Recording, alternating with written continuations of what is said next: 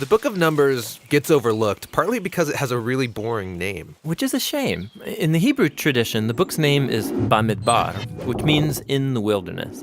And it's an epic travelogue about Israel's journey through the desert on their way to the land promised to Abraham. Now, this pilgrimage should only take about 2 weeks on foot. But instead, it takes them about 40 years. That's crazy. It's practically half of someone's lifetime. Yeah, it's a very long camping trip with lots of interesting stories. But let's remember, it's most helpful to back up and start with how this book is designed. Right. So the book is broken up into 5 sections. There are 3 wilderness locations, broken up by 2 road trips that link all the pieces together. The first wilderness section is Mount Sinai, right here on the map. And then in the second section, they travel to a region called Paran. A whole bunch of things happen here in the wilderness of Paran. And then in this 4th section is Israel's road trip to Moab. The book ends with a large section in the wilderness of Moab, right across the Jordan River from the Promised Land. Now, through all of these sections, the storyline just flows like a gripping dramatic movie. Everything starts great, but then the trip goes horribly wrong, and it all ends with the final redemptive moment, the surprising act of God's grace. So let's jump into this story. It all begins at the wilderness at Mount Sinai, and we've become really familiar with this mountain. Yeah, if you remember, Israel came here after Egypt, and they formed a covenant with God here, got the 10 Commandments here, built the tabernacle here, and they've been at this mountain for 1 full year. And now they take a census to number the people as they prepare to leave. Right, and they're given these instructions for how to organize all those people in the camp. God's presence in the tabernacle, and then the tribe of Levi and the priests around it, and then the rest of the tribes around them. And this pattern, it's this visual symbol for how God's holiness is at the center of their existence as a people. And they're told that when the cloud of God's presence moves, they're to pack up and travel with it. Yeah, the Ark of the Covenant is carried by the Levites out in front, and then the tribe of Judah, and on and on. And this order is also a symbol for how God's holy presence is their leader and guide through the wilderness. We begin the second section of the book with enthusiasm as they leave Mount Sinai and travel up to Paran. God's with them, everything's organized. This is going to be great. But it's not great. After just 3 days on the road, the people are complaining about their hunger and thirst, and then even Moses' brother and sister start bad-mouthing him in front of all the people. Not a great start. But now we're into the third section, the wilderness of Paran. This is where they send the 12 spies to scout out the Promised Land.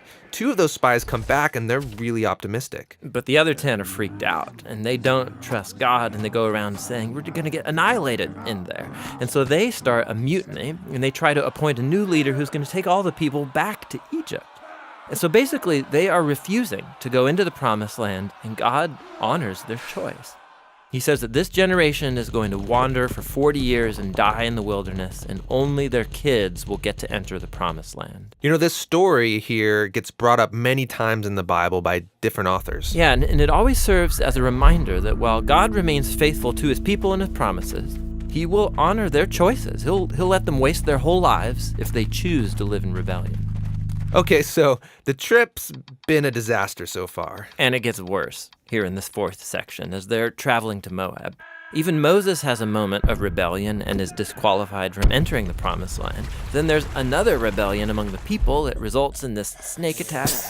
And what makes all these rebellions even worse is that every step of the way, God has been providing. He's been offering forgiveness. He's been giving them food and water and this crazy stuff called manna. Yeah, what is that stuff? Yeah, no idea. But in spite of all this, they keep complaining, and they say that they wish they had died in slavery in Egypt. If I was God, I would just give up on these guys. You would think.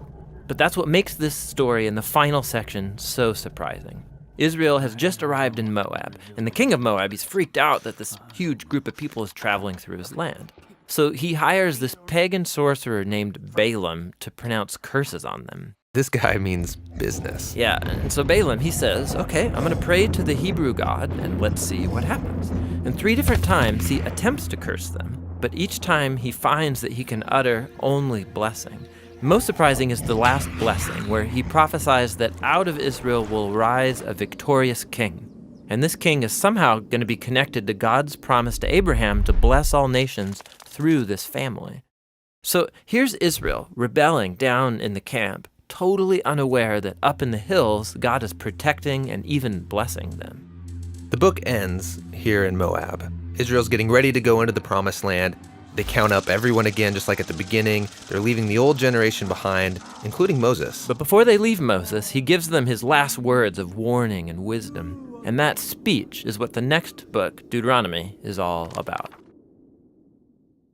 This video was funded by 756 people, just like you, gave a few bucks to make it happen. Thank you so much. 500 of those are monthly supporters, which is incredible. We're going to get through this whole project because of you. We think the Bible is one grand unified story, and so we're making videos about each individual book of the Bible, showing you how it's designed and how it fits into the overall story. We also make theme videos where we take a biblical theme and we trace that idea from the beginning of Scripture all the way to the end. We're a nonprofit, and we want to give away all these videos for free, and you are helping us do that.